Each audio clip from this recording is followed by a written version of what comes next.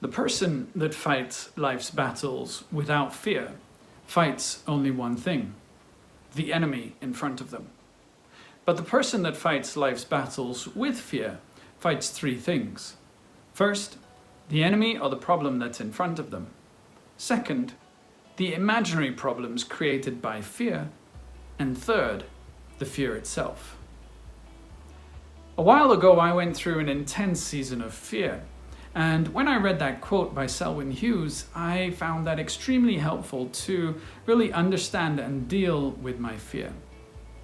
And I hope you find it helpful too. But there are three practical things that I would also like to share with you that help to break that cycle of fear and are based on that quote.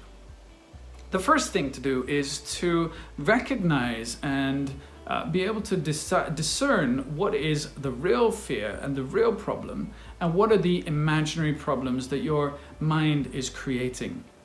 And one of the best ways to do that is to sit with somebody that you trust, a friend, and talk them through your situation and get them to help you to work through what is the real problem that's in front of you, actually exists right now, and what are the imaginary things that your mind is creating up. It's a little bit like when you were younger and you had those monsters that the furniture in your room created because of the shadows, etc.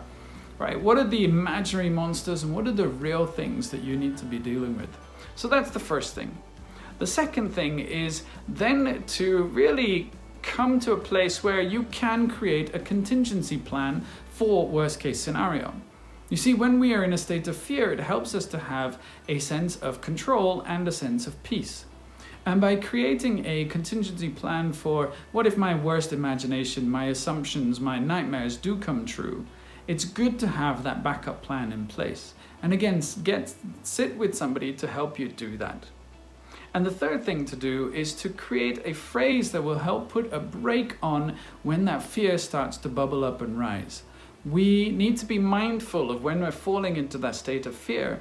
And when we are mindful, to have a phrase, maybe something as simple as, I'm going to focus on the real, not on the fear, that helps us put that brake on, helps us say, actually, I'm not going to give in to the imagination. I'm going to focus on what I can do right here, right now. So that phrase, I'm going to focus on the real, not on the fear. I hope you find those three things helpful, whatever you're going through. If there are other things that have helped you in the past to deal with fear, I'd love to hear your comments down below so we can all learn and we can all get better.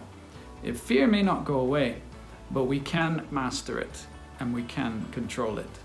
We've got this.